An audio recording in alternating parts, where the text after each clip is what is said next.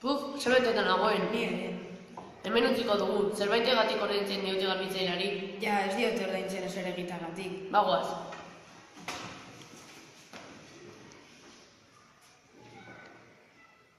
Jendea eta konturatzen mundua, zabortegi batean bihurtzen ari dira. Mundua zain behar da.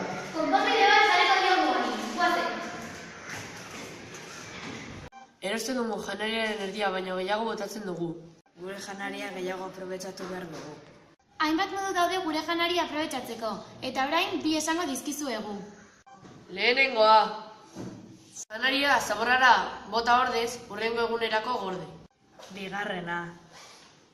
Ez erosi janari asko, bakarrik egunean jango duzuna. Agur neska botilak! Agur!